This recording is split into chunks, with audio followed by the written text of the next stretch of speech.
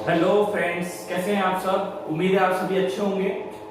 Last lecture के अंदर हमने जो डिस्कस किया था वो किया था किसके बारे में। हमने डिस्कशन किया था आपके टूथ के बारे में और साथ ही साथ आपकी सलाइवरी ग्लैंड्स के बारे में। इन सभी के बारे में अपन ने पढ़ लिया था, इनकी लोकेशन कहाँ होती है, कहाँ पर ये प्रेजेंट होते हैं, इनके फंक्शंस क्या क्या होते हैं, ये सभी अपन ने क्या की थी, बातें कर ली थी। तो आज के लेक्चर के अंदर हम उससे आगे वाले पोर्शन जो कि हमारे पास में है, बक्कल कैविटी से अगला पोर्शन जो अपने पास में है दैट इज थ्रोट, मतलब गला। गले के अंदर अपन देखते हैं फेरिंग्स होता है, लैरिंग्स होता है, इनके बारे में साथ साथ अपन देखते हैं ग्लोटिस, एपिग्लोटिस भी पाया जाता है। ठीक है, क्योंकि अपन ने यूविला के बारे में पहले बात कर दी थी कि भाई यूविला जो प्रेजेंट होता है वो सॉफ्ट पैलेट वाले पार्ट के अंदर होता है, क्योंकि हार्ड पैलेट वाले पार्ट के अंदर क्या होते हैं आपके पैलेंटाइन रूबेल होते हैं। उससे आगे क्या होते हैं आपके जो सॉफ्ट पैलेट जो अंदर की ओर है वहां पे लटका हुआ सा जो आपको दिखाई देती है स्ट्रक्चर दैट इज यूविला। यूविला के बारे में मैंने बताया था कि ये खाना खाते वक्त क्या करता है, आपके नोस्ट्रिल्स को बंद कर देता है, जिससे खाना क्या है आपका जो उसमें आपकी जो सांस वाली जो है आपकी नली उसके अंदर नहीं जाता है। तो आज हम इसके बारे में देखेंगे जो आपका जो फेरिंग्स है, फेरिंग्स के कौन कौन से पार्ट है। तो आज हम बात करेंगे नेसोफेरिंग्स के बारे में, ओसोफेरिंग्स के बारे में, ओरोफेरिंग्स के बारे में, और तीसरी बात करेंगे लैरिंजियोफेरिंग्स के बारे में। ये तो देखेंगे, साथ में अपन बात करेंगे ईसोफेगस के बारे में कि ईसोफेगस कौन सी ट्यूब होती है। तो ईसोफेगस आप लोगों को पता है कि इसके पास में कोई डाइजेस्टिव एंजाइम्स नहीं होते हैं, बस एक पैसेज का काम करती है, मतलब फूड जो आपका बक्कल कैविटी के अंदर है उसको स्टमक के अंदर पहुंचाने का काम करती है। लगभग 2 से 3 सेकंड ये लेती है फूड को आगे ट्रांसफर करने के लिए। फिर अपन बात करेंगे स्टमक के बारे में कि स्टमक के कौन कौन से पार्ट होते हैं, वहां पे स्फिंक्टर्स कौन कौन से होते हैं, कैसे ये फूड आगे रोटेट होता है। इन सभी के बारे में आज अपन बात करने वाले हैं। तो चलिए शुरू करते हैं।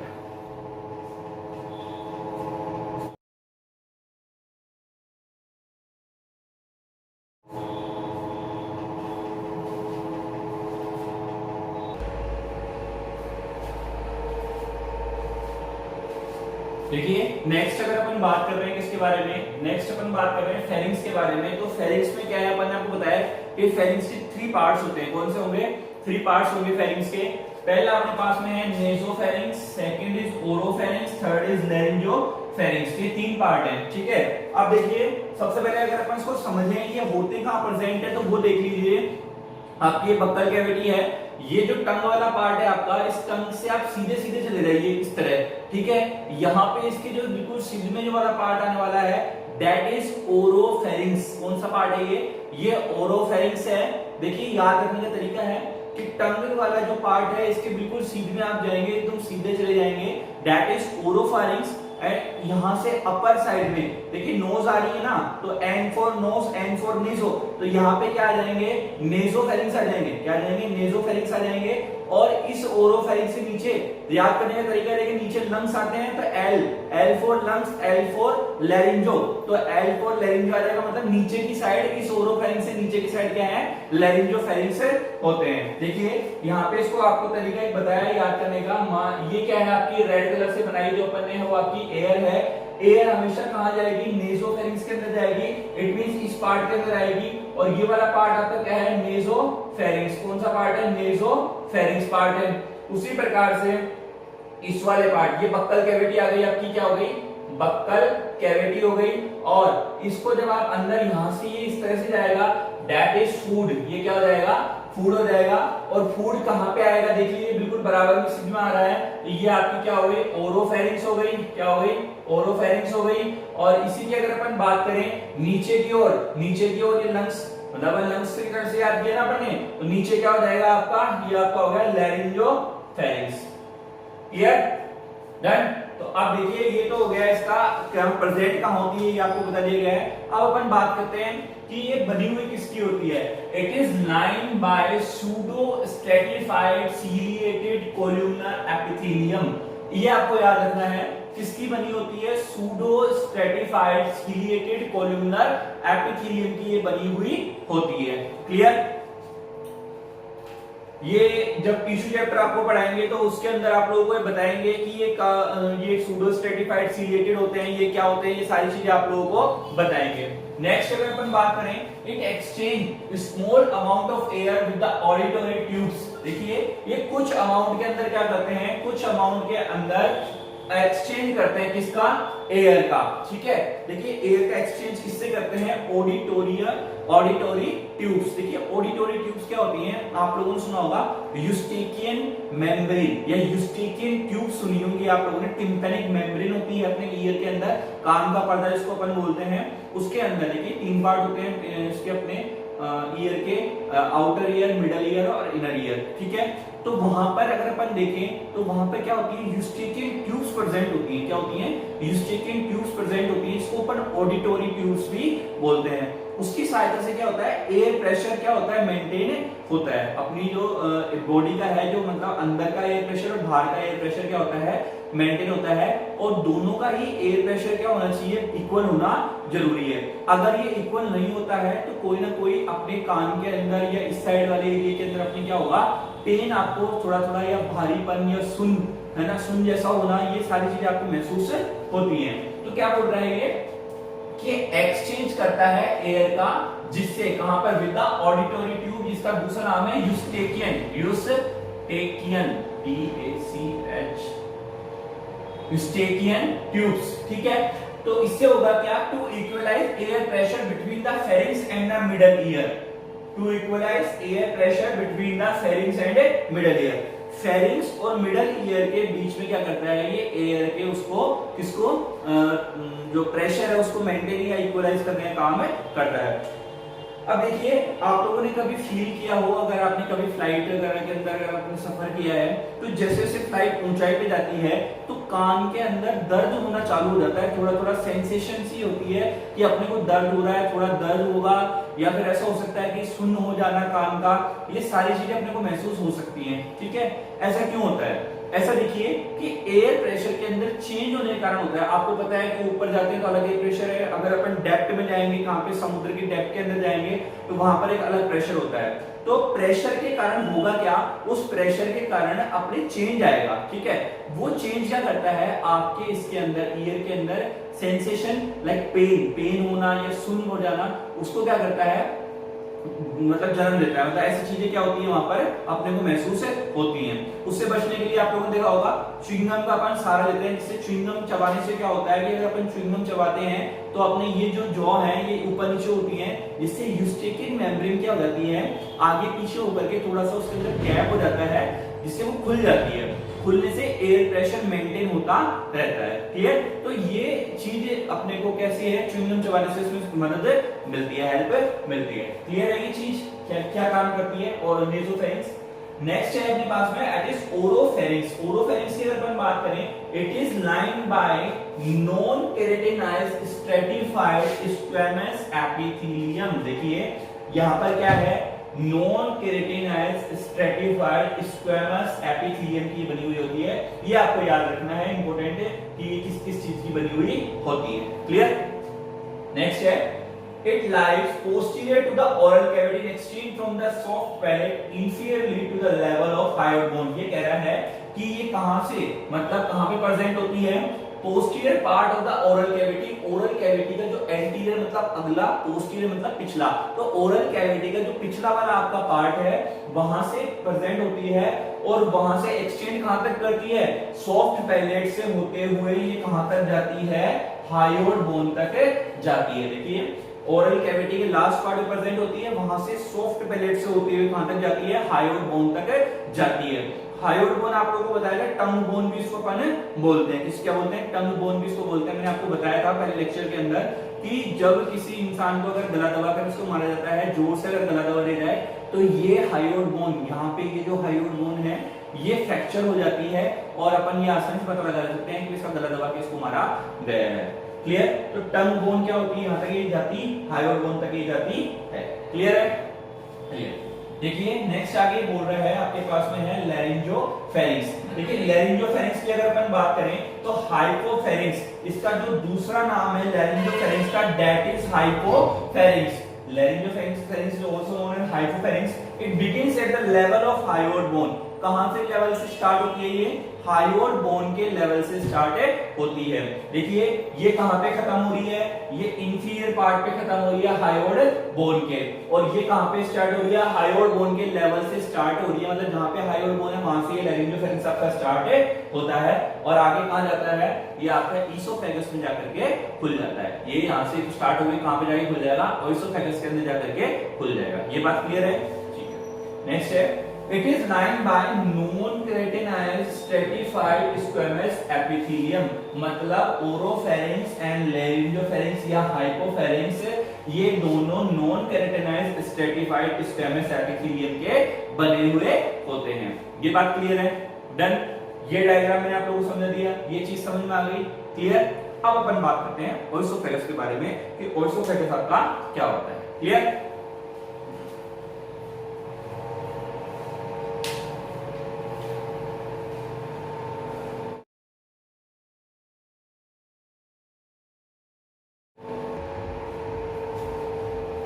देखिए नेक्स्ट अपने पास में जो है दैट इज ओइसोफेगस। ईसोफेगस की अगर अपन बात करें तो इसको फूड पाइप भी क्या है अपन कहते हैं।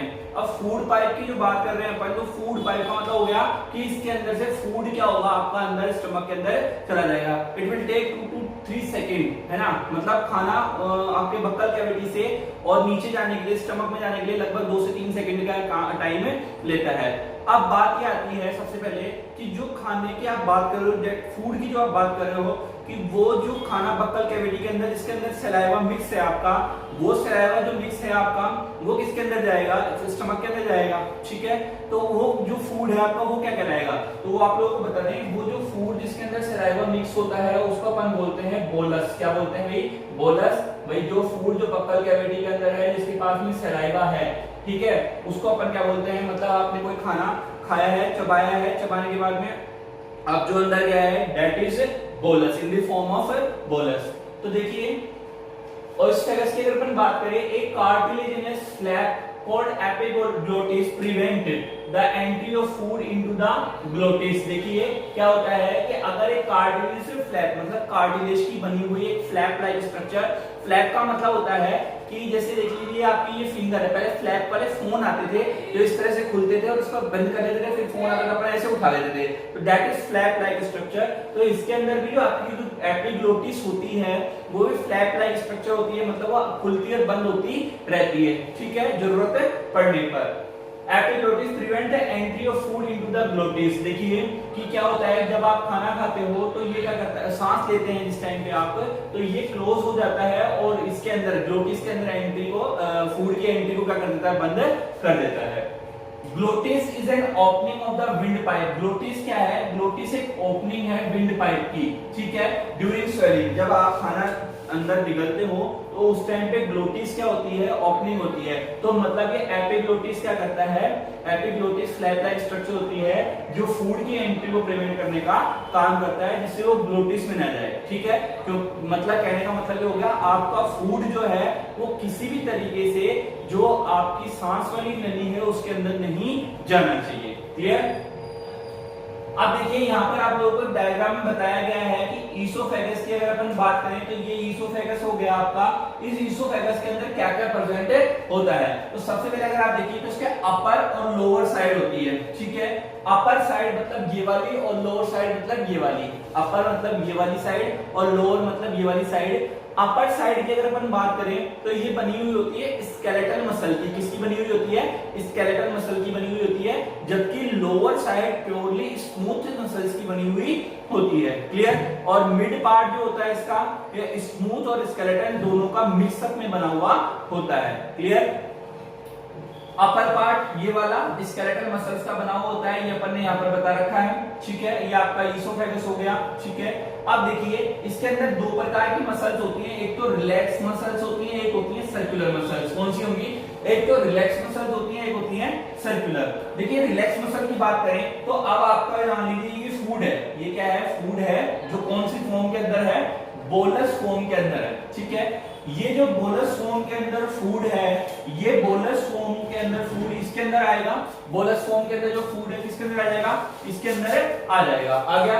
अब बोलस फॉर्म के अंदर जो फूड इसके अंदर आया है, इसके अंदर होगा क्या कि ये बोलस फॉर्म के अंदर इसके अंदर आ तो गया, तो अब आने के लिए आपका क्या है, अंदर ईसोफेगस के अंदर स्पेस होना जरूरी है। इट मींस क्या होगा, इट मींस क्या होगा कि ये आपका ईसोफेगस है, फूड यहां से आ रहा है, तो यहाँ पे ये स्पेस होना जरूरी है ना, ये वाला बीच में। अगर ये स्पेस नहीं होगा तो फूड आ नहीं पाएगा।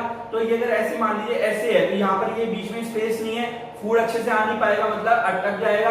इसका मतलब आपके गले में आपको दर्द महसूस होगा। क्लियर है? इसका मतलब है कि जब बोलस ईसोफेगस के अंदर एंट्री करता है, उस टाइम के ऊपर आपकी रिलैक्स जो मसल्स है उनका रिलैक्स होना क्या है, जरूरी हो जाता है। क्लियर है? अगर ये रिलैक्स मसल रिलैक्स नहीं है तो फूड अंदर नहीं आ पाएगा।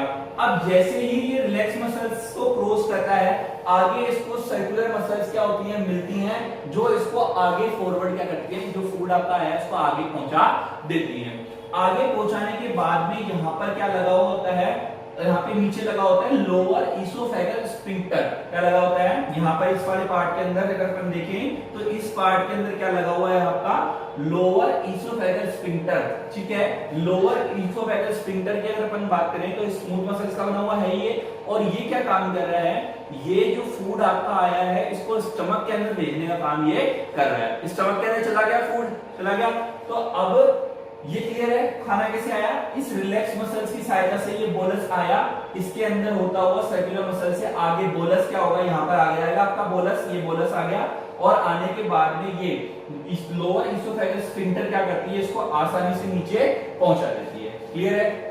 अब देखिए कि अपर ईसोफेगल स्फिंक्टर की मैं अगर बात करूं, अपर वाले पोर्शन के अंदर जो अपर ईसोफेगल स्फिंक्टर लगा हुआ होता है, जो कि स्केलेटल मसल्स का बना हुआ है, ये कैसा होता है, ये आपका होता है वॉल्यूंट्री। ये कैसा होता है, वॉल्यूंट्री इन एक्शन होता है। वॉल्यूंटरी का मतलब है जिसके ऊपर आपका खुद का आप उसको खुद रोक सकते हैं। इसलिए तो आप देखते हैं कि खाना चबाने के लिए, चबाने के बाद में आप उसको निगलते खुद हैं। जब तक आप मुंह में रखना चाहें मुंह में रख सकते हैं, फिर उसको आप अंदर खुद निगलते हैं। ऐसा नहीं कि वो अपने आप अंदर चला जाता है। क्यों? क्योंकि this is voluntary action, voluntary muscles है। आप कहेंगे तभी ये काम करेगी, आपकी इजाजत के बिना काम नहीं करेगी। लेकिन लोअर ईसोफेगल स्फिंक्टर मसल्स कैसी है, ये मसल्स आपकी इनवॉल्यूंटरी है। कैसी है? इनवॉल्यूंटरी। क्योंकि इनवॉल्यूंटरी का मतलब हो गया कि इसके ऊपर आपका कोई बस नहीं है। अगर एक बार खाना अगर नीचे चला गया, अंदर चला गया, तो अपने आप ही वो अंदर चल जाएगा, आप उसको रिवर्स बैक नहीं कर सकते हैं। क्लियर है? ठीक है, स्टमक में आ गया, स्टमक को अपन आगे पढ़ेंगे। यहाँ तक अपना ईसोफेगस कंप्लीट हो गया, ये समझ में आ गया। ठीक है, अब देखिए डिसऑर्डर्स की अपन बात करते हैं। तो आप देखिए यहाँ पर अपने पास में ये चीज इससे रिलेटेड है। ये वाला जो डिसऑर्डर की अगर अपन बात कर रहे हैं, फर्स्ट वाला, ये क्या होता है, ये लोअर स्फिंक्टर से संबंधित होता है। कौन सा? हार्टबर्न, पायोसिस या GERD, gastro oesophageal reflex disorder. देखिए होता क्या है कि जैसे ही खाना स्टमक में पहुंच गया, स्टमक में क्या होता है आपका, हाइड्रोक्लोरिक एसिड पाया जाता है, मतलब HCl है स्टमक के अंदर। ठीक है, कई बार क्या होता है, ये आपकी लोअर ईसोफेगल स्फिंक्टर प्रॉपर्ली बंद नहीं हो पाती है। क्या है? प्रॉपर्ली बंद नहीं हो पाती है, या फिर ज्यादा प्रेशर के कारण ये हल्की सी खुल जाती है। खुलने से क्या होगा, स्टमक के अंदर जो फूड के साथ में एसिड जाकर के मिल गया है वो ऊपर आ जाएगा, और ऊपर आने के बाद में होगा क्या, जैसे ही वो ऊपर आया आपका फूड, कौन फूड ऊपर आएगा तो उसके अंदर HCl आ जाएगा। तो अपने को इस एरिया के अंदर, ये वाला जो अपने चेस्ट वाला एरिया है, यहाँ पर हार्ट के पास में ऐसा लगेगा कुछ जलने का सा, मतलब जलन सी महसूस अपने को होती है। देखिए जलन तो वैसे और भी प्रकार से हो सकती है इंसान को, लेकिन यहाँ पर जो सेंसेशन है वो है हार्ट बर्न की है। मतलब आपको ये लगेगा कि हार्ट आपका दिल जल रहा है। दिल दूसरे तरीके से भी जल रहा है कि अपने अगर अपन कंपटीशन रखते हैं वहां पे भी अपना दिल क्या है, जल सकता है इससे। लेकिन यहाँ पर है कि एक्चुअली हार्ट बर्न बोलते हैं, मतलब ये ऊपर आता है, लगता है कि हार्ट जल रहा है, लेकिन ऐसा होता नहीं है, ये सिर्फ एक महसूस होता है अपने को। ठीक है, पायोसिस या GERD, gastro oesophageal reflex disorder. भाई गैस्ट्रो ईसोफेगल रिफ्लेक्स डिसऑर्डर इसलिए बोल रहे हैं क्योंकि डिसऑर्डर ही है कि अगर वो प्रॉपर वे के अंदर बंद नहीं हो पाई है, ये आपकी lower sphincter, lower oesophageal sphincter अगर प्रॉपर रूप में बंद नहीं हो पाई है तो इससे फूड ऊपर चला जाएगा और इसीलिए के अंदर आपको जलन महसूस होगी। ठीक है, क्लियर है, ये समझ में आ गया। सेकंड है एचलेसिया कार्डिया। एचलेसिया कार्डिया क्या होता है, देखिए एचलेसिया, ये हार्ट वाल पायरोसिस, ये है achalasia cardia. If cardiac sphincter fails to relax properly, upper अगर अपन अपर इसोफेगस स्फिंक्टर की अगर अपन बात करें तो इसका दूसरा नाम कार्डिक स्फिंक्टर भी होता है। क्या होता है दूसरा नाम, कार्डिक स्फिंक्टर भी होता है।